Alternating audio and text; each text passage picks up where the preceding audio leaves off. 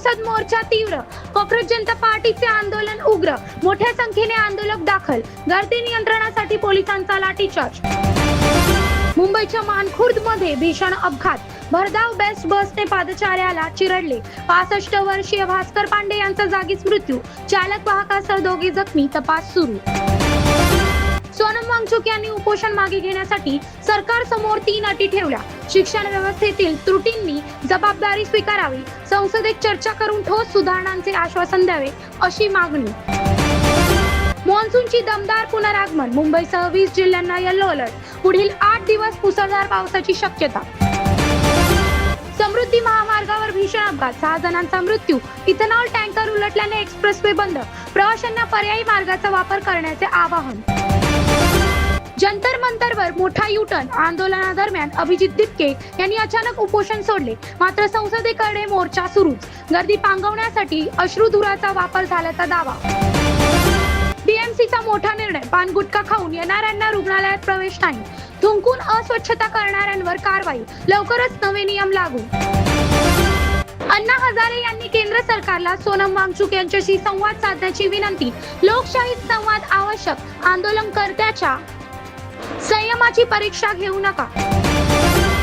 संसदेत नीट paper leak प्रकरणावर गदारोळ, मल्लिकार्जुन खरगे यांनी विद्यार्थ्यांचा मुद्दा उपस्थित केला.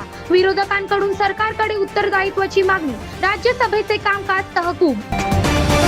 वसई विरार आणि नालासोपारा परिसरात रात्रीपासून मुसळधार पाऊस, सखल भागात पाणी साचू लागल्याने नागरिकांमध्ये चिंता.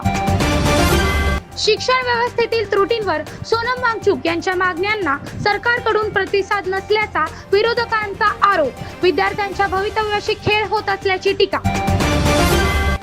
मुंबईकरांना मिळणार बीएमसीची 3 नवी रुग्णालय, 1120 खाटांची सुविधा तयार, मात्र खासगीकरणावरून राजकीय वाद. ठाण्यात त्रासदायक घटना, धक्कादायक घटना, प्रेयसीने प्रियकराची हत्या केल्याचा आरोप, मृतदेह 24 तास पाण्यात ठेवल्याचा संशय, आरोपी महिलेचा पोलिसांकडून शोध. धारावीत पुनर्विकास प्रकल्पात 91,000 झोपड्यांचे सर्वेक्षण पूर्ण, प्रत्येक झोपडीला युनिक आयडी, सुमारे 10 लाख नागरिकांच्या पुनर्वसनाचा दावा. मला संसदेत जायचे आहे, सोनम वांगचुक यांनी रुग्णालयातून डिस्चार्ज देण्याची मागणी. हिरासत नसेल तर निर्बंध का, असा सवाल. सोनम वांगचुक यांच्या समर्थनात उद्धव ठाकरे गटाच्या आंदोलनावर मुंबई पोलिसांची कारवाई. परवानगीशिवाय आंदोलन केल्याप्रकरणी 3घांवर गुन्हा, अद्याप अटक नाही. आषाढी ते कार्तिकी एकादशी दरम्यान पंढरपुराच्या विठ्ठल रुक्मिणी मंदिरात व्हीआयपी दर्शन बंद, उपमुख्यमंत्री एकनाथ शिंदे यांची घोषणा. पश्चिम आशियात हवाई हल्ले तीव्र, ब्रेंट क्रूडचा भाव $90 पुढे. मुंबईत सोने चांदीच्या दरात बदल, 22 कॅरेट 10 ग्रॅम सोन्याची किंमत 1,31,500 तर चांदी 2,35,000 प्रति किलोवर.